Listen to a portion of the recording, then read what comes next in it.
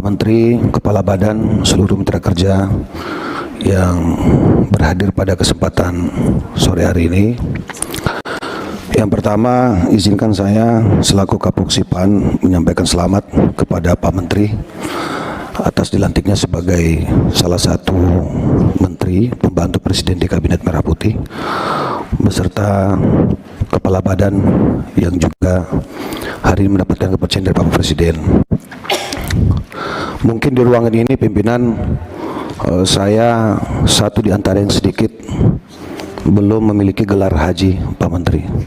Maka itulah salah satu alasan saya kenapa saya menjadikan Komisi 8 sebagai pilihan pertama saya, Pak Menteri, agar mudah-mudahan diberikan umur panjang, sehat-sehat, bisa menjadi bagian daripada calon jemaah haji akan datang, gitu, mudah-mudahan.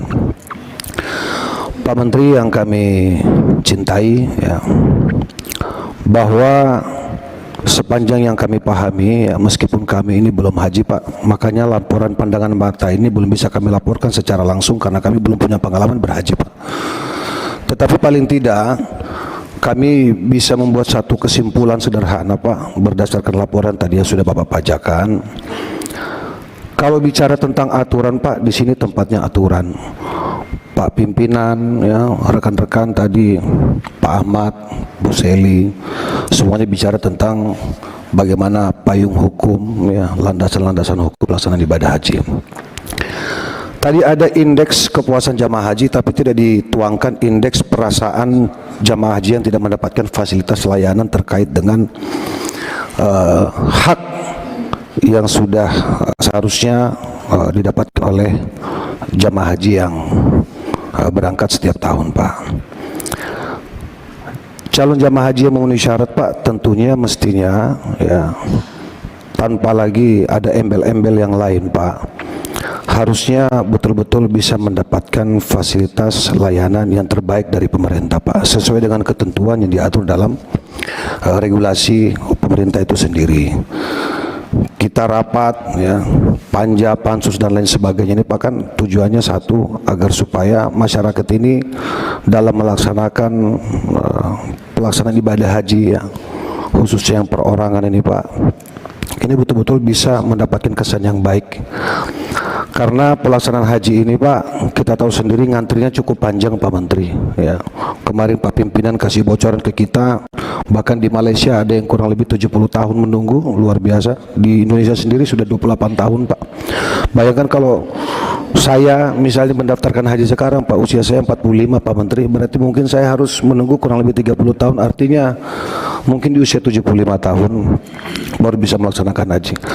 Nah, yang kami underline, Pak, artinya apa?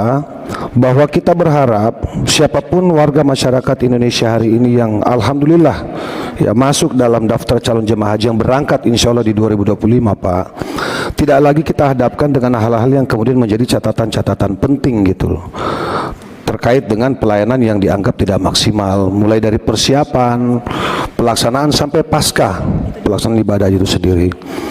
Kita tentu khususnya dari fraksi PAN, Pak, berharap seluruh jamaah haji, ya, yang melaksanakan ibadah haji ini kembali dengan sukacita, kembali dengan rasa gembira, ya, kembali dengan bahagia, sehingga meskipun pelaksanaan haji yang mereka lakukan, ya, sebut saja mungkin kalau bisa kita asumsikan satu kali seumur hidup, Pak, itu betul-betul tidak bisa kita lupakan.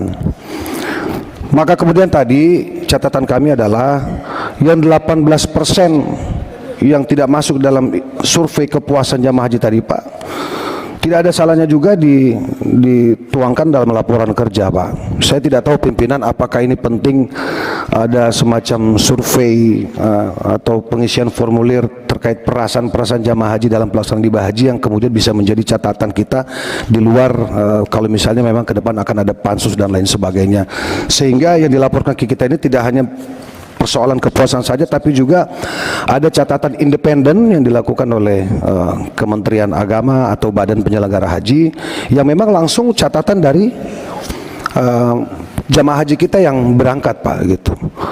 Nah, saya kira tidak ada yang lebih utama dibanding laporan pandangan mata secara langsung oleh jamaah haji yang melakukan ibadah haji sepanjang tahun yang insya Allah akan datang dan seterusnya. Saya kira itu Pak Menteri, kita doakan Pak Menteri dalam melaksanakan tugas yang mulia ini, mudah-mudahan senantiasa diberikan kekuatan, kesehatan dan juga perlindungan dari Allah Subhanahu wa taala.